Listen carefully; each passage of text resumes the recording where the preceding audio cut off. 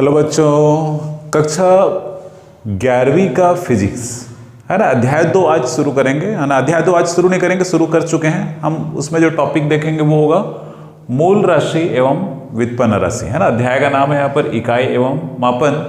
इसमें इकाई किसे कहते हैं, मतलब इकाई या मात्रक क्या होता है, यूनिट क्या होता है, इसकी परिभाषा हमने कल देखा था। मात्रक के गुण क्या क्या होते हैं, मात्रक को किस प्रकार हम एक्सप्लेन कर सकते हैं, ये सब हमने पहले देखा हुआ है। आज हम देखेंगे मूल राशि एवं व्युत्पन्न राशि, है ना। मूल राशि क्या होती है और व्युत्पन्न राशि। मूल राशि को कहा जाता है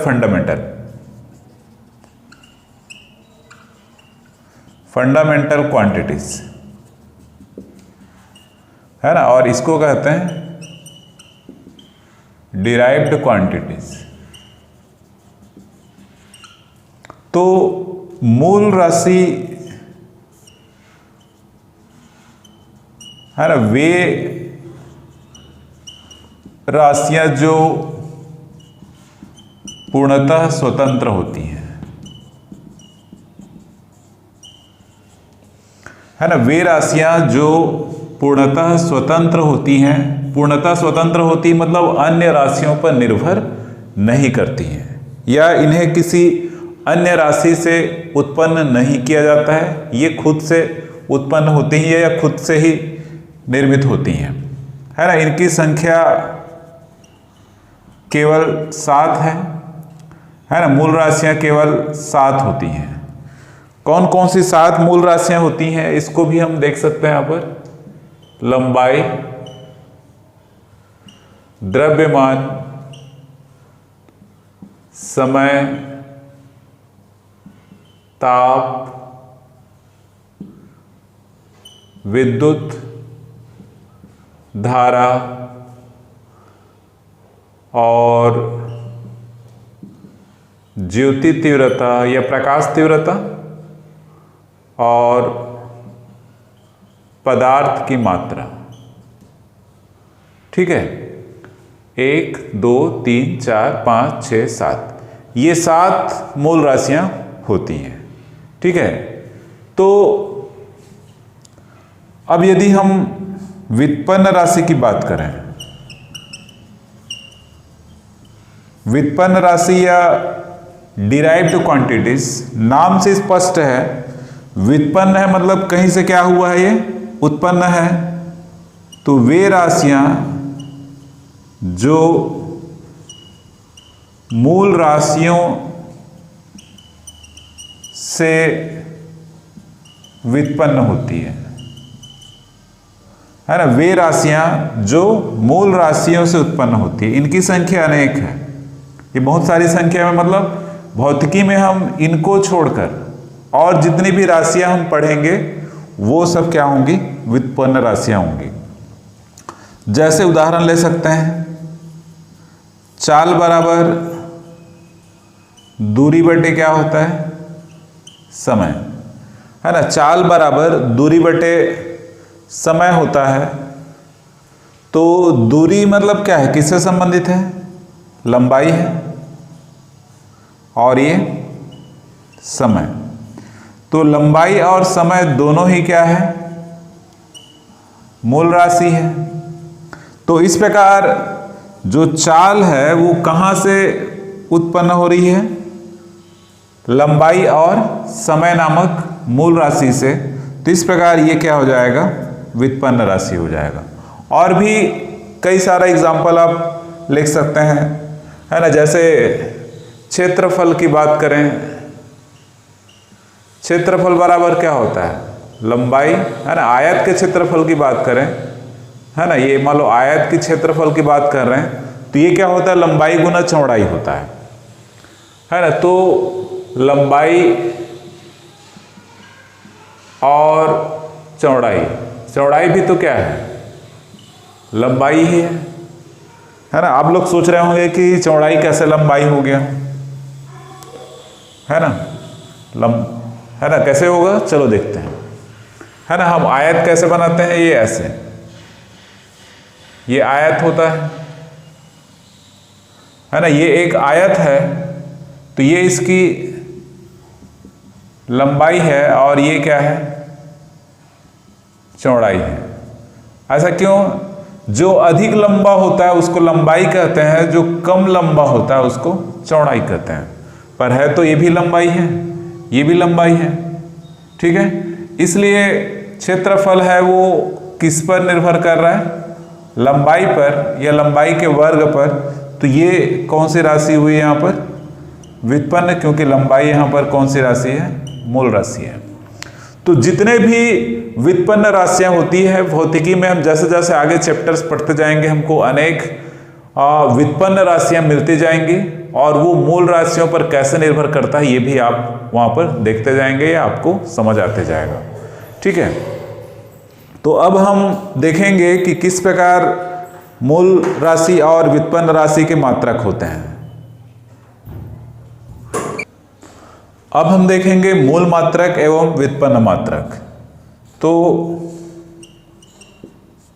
मूल राशि के मात्रक है ना, मूल राशि के मात्रक है वो मूल मात्रक होंगे, और व्युत्पन्न राशि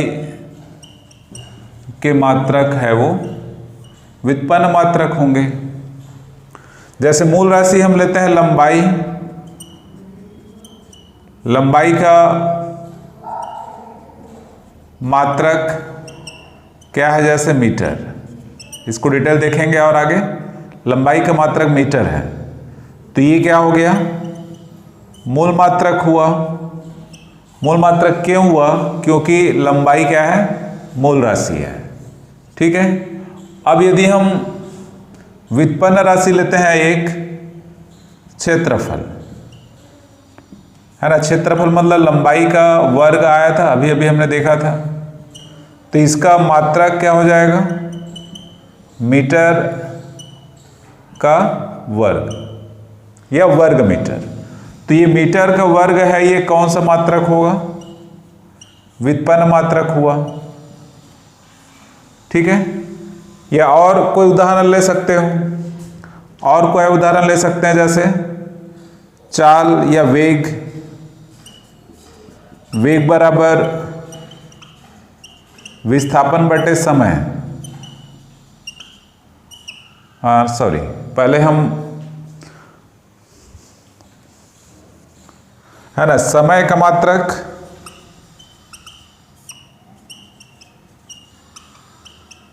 क्या होता है? सेकंड, है ना, समय को सेकंड में मापा जाता है। तो समय कौन सी राशि है? मूल राशि है, तो सेकंड क्या हुआ? मूल मात्रक हुआ। अब इधर जैसे मान लो ले लिया जाए वेग, वेग बराबर विस्थापन बटे समय, ठीक है। तो विस्थापन मतलब क्या हुआ? लंबाई है, और समय, तो लंबाई का मीटर और समय का सेकंड, तो मीटर पर सेकंड। तो मीटर पर सेकंड है वो क्या हो जाएगा? व्युत्पन्न मात्रक होगा, ठीक है, क्योंकि ये व्युत्पन्न राशि का मात्रक है। तो इस प्रकार व्युत्पन्न राशियों का मात्रक व्युत्पन्न मात्रक और मूल राशि के मात्रक मूल मात्रक, ठीक है। तो अब हम देखेंगे यहाँ पर मापन की क्या क्या पद्धतियाँ होती हैं, उनका डिटेल। अब हम देखेंगे मात्रकों की पद्धतियाँ। मात्रकों की मुख्य रूप से 4 पद्धतियाँ हम देखेंगे: CGS, FPS, MKS और SI पद्धति। CGS का फुल फॉर्म होता है सेंटीमीटर ग्राम सेकंड।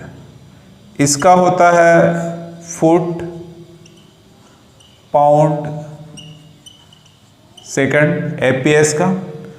MKS का होता है मीटर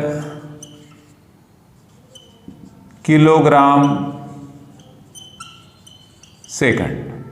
मतलब ये तीनों में, ये लंबाई के लिए है ना, ये जैसे सेंटीमीटर, फुट और मीटर, ये द्रव्यमान के लिए है ना, ग्राम, पाउंड और किलोग्राम। सेकंड सभी में समान है। ये किसके लिए है? टाइम या समय के लिए है। एसआई का फुल फॉर्म होता है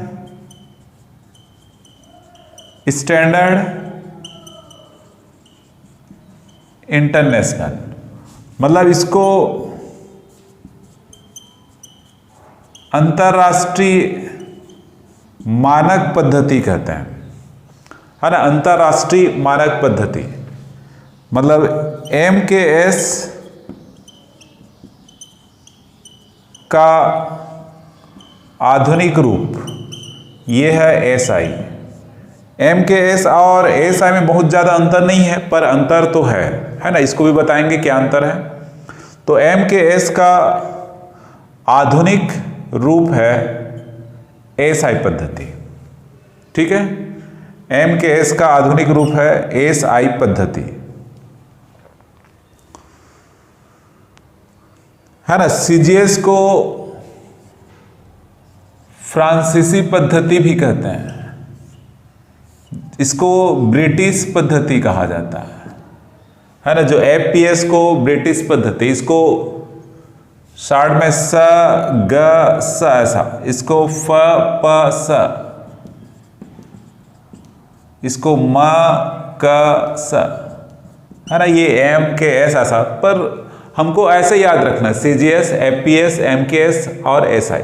जनरली यहाँ पर जो लिखे रहते हैं मात्रक वो CGS में लिखा रहेगा या MKS या SI, मतलब मोस्टली जो आपकी किताब में लिखा रहेगा वो SI पद्धति में ही रहता है। CGS पद्धति या FPS में लगभग नहीं रहता है। कहीं कहीं पर आपको CGS में मिलेगा ग्राम में, सेंटीमीटर में ऐसा, बाकी फुट, पाउंड, सेकंड तो जनरली नहीं रहता है, ठीक है। क्योंकि वहां पर हमको एक मात्रक को फिर दूसरे मात्रक में चेंज करने की आवश्यकता पड़ेगी। अब हम देखेंगे यहां पर जो 7 मूल राशियां हैं,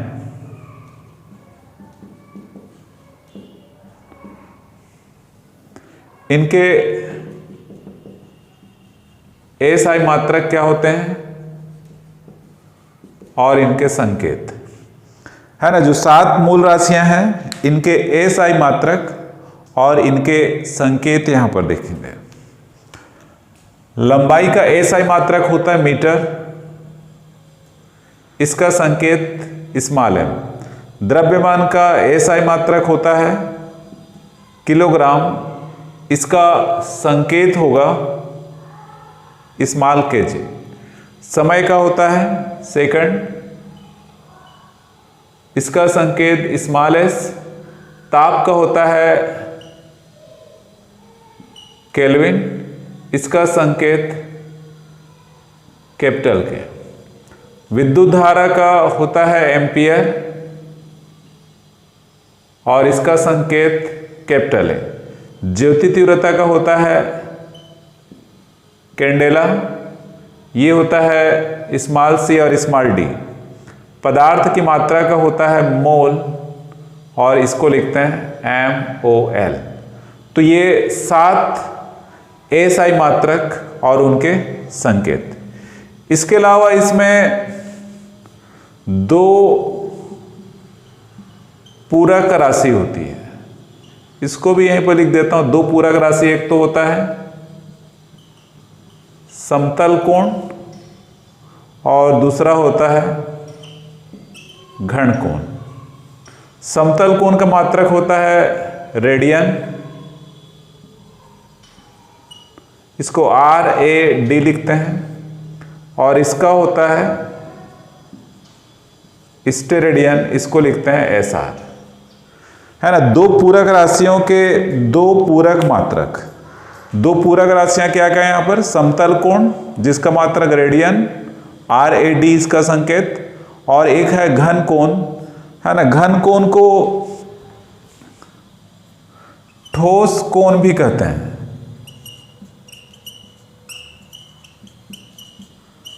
ठोस कोण या सॉलिड एंगल कहते हैं, है ना। यहां पर समतल कोण और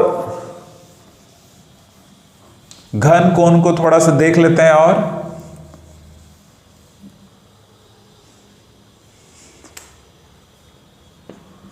समतल कोण, है ना। जैसे एक कोई चाप लेते हैं, ये एक चाप है ए बी और इस तरफ कोई बिंदु ओ है, तो चाप के दोनों सिरे को मिलाते हैं ऐसे,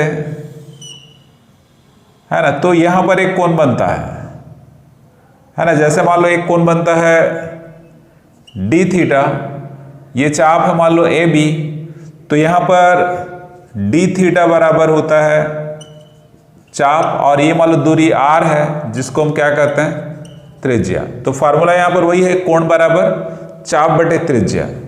तो ये हो जाएगा डी थीटा बराबर ए बी बटे आर ऐसा। तो ये समतल में बनता है। समतल मतलब कोई भी दो रेखा ये जैसे एक ही पॉइंट से निकलती हैं तो उनके बीच जो कोण बनता है इसको थीटा से भी दर्शाते हैं। तो इसका मात्रक क्या हुआ यहां पर रेडियन, ठीक है, इसका मात्रक रेडियन। समझ में आ गया? ये क्लियर मतलब इस प्रकार का होगा ये समतल कोण, कोण बराबर चाप बटे त्रिज्या वाले फार्मूले से। पर ठोस कोण की बात करें या घन कोण की बात करें,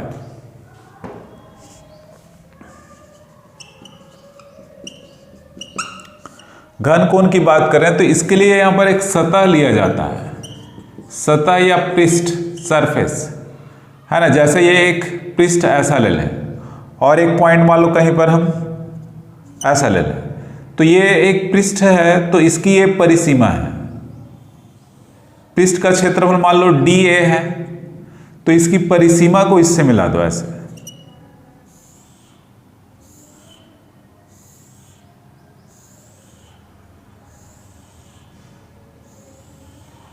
ऐसे, मतलब दोनों तरफ की परिसीमा को मिला दो, तो इसमें जो एंगल बनता है वो कुछ ऐसे बनता है ना। इसको डी ओमेगा या ऐसा भी लिखते हैं डी ओमेगा।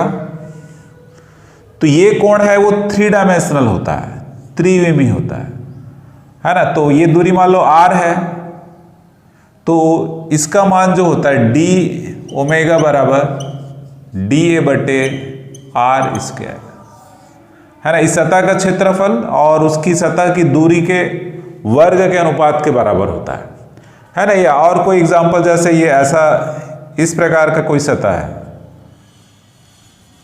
मतलब एक ऐसा सतह है ना। ये एक सतह मान लो है, पॉइंट मान लो ओ यहां पर है, तो इसको ऐसे मिला दो ऐसे, है ना। ये सतह का क्षेत्रफल कितना है मान लो डी है, ये दूरी मान लो कितना है आर, ये पॉइंट ओ है, तो यहां पर ऐसे ऐसे जो कोण बनता है, ठीक है, ये डी ओमेगा या ऐसा लिखते हैं, तो इसका मान भी वही होगा ऐसा। तो ये होता है घन कोण, है ना। घन कोण के उदाहरण भी आप देख सकते हैं, है ना। जो घन कोण के एग्जाम्पल आप देख सकते हैं बहुत सारे, मतलब इस प्रकार शेप का, है ना, जो कोण शेप का जो भी होगा, शंकु शेप का, जैसे ये इस प्रकार एक शंकु लेते हैं तो यहां पर घन कोण बनता है, इसका पृष्ठ कौन सा होगा, ये वाला होगा, ठीक है। जो जोकर केप होता है ना, ये इसका पृष्ठ होगा, घन कोण यहां पर बनेगा। और भी कुछ पूड़िया वगैरह, जैसे मूंगफली बेचने वाले कागज को लपेट के ऐसे ऐसे बनाए रहते हैं, तो इसमें ऐसा एक पाउच बना देते हैं। आइसक्रीम का कोन बोलोगे तो यहां पर घन कोण बनेगा, ठीक है। तो ये सब जहां पर घन कोण बनते हैं उसके कुछ उदाहरण हैं, ठीक है। तो ये हुआ यहां पर मापन और उसकी पद्धतियां। अब हम देखेंगे एएसआई मात्रकों को लिखते समय कौन सी बातों को ध्यान रखना आवश्यक है, ध्यान रखने योग्य बातें। पहला यहां पर है संकेत। संकेत को अंग्रेजी वर्णमाला के स्मॉल लेटर में लिखा जाता है। जैसे लंबाई का मात्रक मीटर है तो क्या लिखेंगे, केवल एम। किलोग्राम है तो क्या लिखेंगे यहां पर केजी। जैसे एम्पियर है तो उसको लिखेंगे यहां पर ए। ध्यान रखना ये कैपिटल है, ये वैज्ञानिक के नाम पर है। जो मात्रक वैज्ञानिक के नाम पर है उसका जब संकेत लिखेंगे तो उसको बस कैपिटल लेटर में लिखना है, बाकी सब स्मॉल लेटर में होंगे, है ना। कैंडेला में 2 अक्षर एक साथ है इसलिए उनको C और D अलग अलग लिखा जाता है, तो ये ध्यान रखना। जैसे केल्विन है तो वहां पर उसको कैपिटल K लिखते हैं, ठीक है। तो संकेत को अंग्रेजी वर्णमाला के स्मॉल लेटर्स लिखेंगे, वैज्ञानिक के नाम पर होगा तो उसको कैपिटल लिखेंगे, ठीक है। और संकेत को एक वचन में लिखते हैं, एक वचन में जैसे 1 मीटर तो 1 मीटर, 10 मीटर तो भी 10 मीटर लिखेंगे, ऐसा नहीं कि 10 मीटर्स। एस नहीं लगाना है, एस लगाएंगे तो बहुवचन में हो जाएगा, तो 10 मीटर पूरा लिखेंगे तो ऐसे रहेगा, ठीक है। एस नहीं लगेगा, बहुवचन में नहीं लिखा जाता है, कोई विराम चिन्ह नहीं लगाते हैं, कोई विराम चिन्ह नहीं लगाया जाता है कि जैसे कई लोग 1 मीटर तो ऐसे लिखेंगे पर 1 मीटर ऐसे लिखेंगे, डॉट लगा देते हैं, तो ये गलत है ना। 1 सेंटीमीटर यदि हम CGS पद्धति में लिखें, कई लोग इसको ऐसा लिखते हैं, वो गलत है। 1 सेंटीमीटर लिखना है तो आपको ऐसा लिखना होगा, ठीक है। तो मात्रकों के आगे कोई विराम चिन्ह या कोई डॉट का चिन्ह हम नहीं लगाते हैं। मात्रकों का पूरा नाम लिखने पर सभी अक्षर स्मॉल होते हैं, जैसे मीटर, किलोग्राम, एम्पियर। वैज्ञानिक का नाम होगा तो भी सारे अक्षर स्मॉल होंगे, केल्विन, ठीक है। या टाइम का सेकंड, कैंडेला, मोल, ठीक है। वैज्ञानिक का नाम हो या ना हो, जब उनका पूरा नाम लिखेंगे तो सारे अक्षर क्या होंगे, स्मॉल लेटर के होंगे, ठीक है। तो इस बात का विशेष ध्यान रखना है। अब हम देखेंगे एएसआई मात्रकों के कुछ लाभ यहां पर। अब हम देखेंगे एएसआई मात्रक के लाभ, है ना। एएसआई मात्रक का इस्तेमाल क्यों किया जाता है अन्य मात्रकों की तुलना में, तो इसका क्या लाभ है। तो यह एक युक्ति युक्त पद्धति है। युक्ति युक्त पद्धति का मतलब है कि एक भौतिक राशि का केवल एक मात्रक होता है एएसआई पद्धति में। जैसे यहां पर उदाहरण लेते हैं, यांत्रिक ऊर्जा का मात्रक, है ना। एमकेएस पद्धति में देख रहे हैं, एमकेएस पद्धति में यांत्रिक ऊर्जा का मात्रक जूल, ऊष्मीय ऊर्जा का मात्रक कैलोरी, विद्युत ऊर्जा का मात्रक वाट आवर। सभी क्या है, यहां पर ऊर्जा है, मतलब अलग अलग, सभी एक ही राशि है पर अलग अलग प्रकार की ऊर्जा का मात्रक क्या है, अलग अलग है। यांत्रिक ऊर्जा जूल में मापा जा रहा है, ऊष्मीय ऊर्जा कैलोरी में, विद्युत ऊर्जा वाट आवर मापा जा रहा है। जबकि एएसआई पद्धति की बात करेंगे तो चाहे वो यांत्रिक ऊर्जा हो, ऊष्मीय ऊर्जा हो, विद्युत ऊर्जा हो, सबको किस में करते हैं, जूल में मापा जाता है। मतलब ये आसान है। दूसरा, यहां पर हम दाशमिक पद्धति की बात करें, दाशमिक पद्धति की बात करें तो दाशमिक पद्धति की बात करेंगे तो इसको दशमलव के घात में लिखा जा सकता है, 10 के घात में लिखा जा सकता है। जैसे 1 माइक्रोसेकंड बराबर 10 के घात ऋण 6 सेकंड। मतलब सीजीएस पद्धति एमकेएस पद्धति की भांति इसे भी हम 10 के घातांक के रूप में लिख सकते हैं। यह एक संबद्ध मात्रक है ना, यह एक संबद्ध मात्रक पद्धति है। जितने भी व्युत्पन्न मात्रक है वो मूल मात्रक के गुणा और भाग से प्राप्त होता है ना। जितने भी व्युत्पन्न मात्रक है वो मूल मात्रक के गुणा और भाग से संबंधित होते हैं, इसको संबद्ध। जैसे मान लो हम वेग की बात करें तो वेग बराबर विस्थापन बटे क्या हुआ, समय। विस्थापन का मात्रक मीटर बटे सेकंड, तो मीटर को सेकंड से भाग देने पर किसका मात्रक आ रहा है, यहाँ पर वेग का मात्रक। और भी हम कोई भी एग्जांपल ले सकते हैं तो सब ऐसे ही आएगा। मतलब जो व्युत्पन्न मात्रक है वो मूल मात्रक के गुणा और भाग से प्राप्त होता है, तो इसको हम कहते हैं संबद्ध पद्धति ऐसा। तो ये इस प्रकार जो एएसआई पद्धति के बहुत सारे लाभ हैं। तो इस वीडियो में हमने क्या क्या देखा, पहले मूल राशि, व्युत्पन्न राशि, फिर उनके मात्रक, फिर मात्रकों की पद्धतियां देखा, 4 प्रकार का, फिर उसमें उनका एएसआई मात्रक क्या क्या होता है, जो 7 मूल राशियां उनका देखा, फिर मात्रकों को लिखने के क्या क्या बातों का ध्यान रखना है, उसके साथ साथ एएसआई पद्धति के लाभ क्या है, इस सब को हमने इस पर कवर किया है। यदि आपको वीडियो अच्छा लगा तो हमारे चैनल को सब्सक्राइब करें, शेयर करें, कमेंट करें और लाइक अवश्य करें। Thanks for watching.